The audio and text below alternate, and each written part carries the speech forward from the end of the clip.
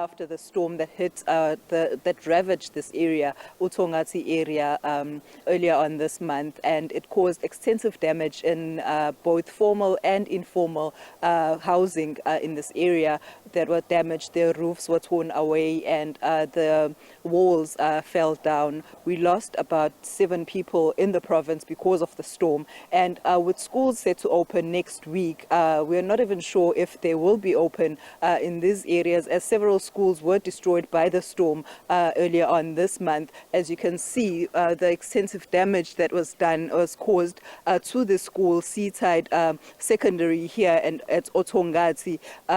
Chances of schools opening next week are very, very slim. But with me now is SGB Chairperson, Mr. Naidu. Will be telling us more about whether or not they are ready to open and what are measures that have been taken for to accommodate learners who will be coming back from their holidays. Mr. Naidu, we see that work is being done on the ground, and we can see the extent of damage that has been caused by the storm. Will you be able to open next week when schools open? Unfortunately not. We're still in that construction phase in terms of the temporary facility. They've started a bit late. We're expecting them to be another 2 to 3 weeks on the ground, getting those temporary units ready for school. The main school is nowhere near ready. We haven't even started the assessments in terms of the structural impact assessment. Safety hasn't been concluded, so we're still waiting those reports. We see that the mobile classrooms have been supplied by the department. How many mobile classrooms are here that have been supplied, and will they be able to accommodate all learners? Look, currently there's 15 units on the ground. They intend to supply 30. That's the total. That would not really accommodate all our kids. We've got some kids that were at Anton Lembede's school, which is a school in La Mercy. That was for writing of exams during the June month, the second term. They have now been asked to leave. So the issue we have is we don't have space for the grade 11s and 12s. I mean, as you know, they're writing exams and they need specialist rooms. The containers that I've provided are not specialist classrooms. They are just basic classrooms. So the matrics and the grade 11s are going to be in a problem in terms of a facility for them. But the rest of the school will go into the facility. We've got kids from grade R all the way to matric in the school. So it's not just a secondary school, it's a combined school.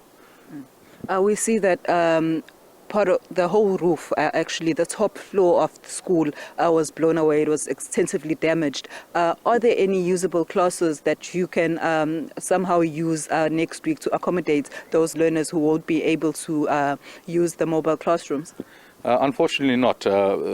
Yes, all the roofs have been damaged, but we've also got asbestos on the facility, on the plant. So with asbestos on the plant, as you know, you cannot work. You need a specialist contractor to come out and remove the asbestos before any sort of construction can take place, or bring in anybody from the public onto the facility. It's a dangerous hazard, and we can't allow anybody onto the facility until the asbestos is removed.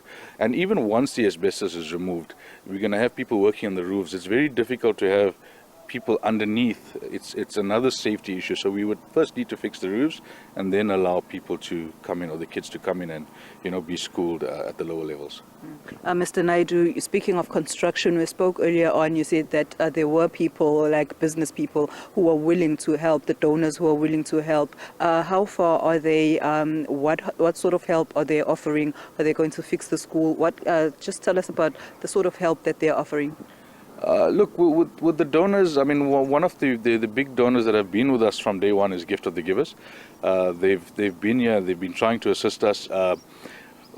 Unfortunately, it's a public facility, and with the public facility, you cannot just come in here and repair the school.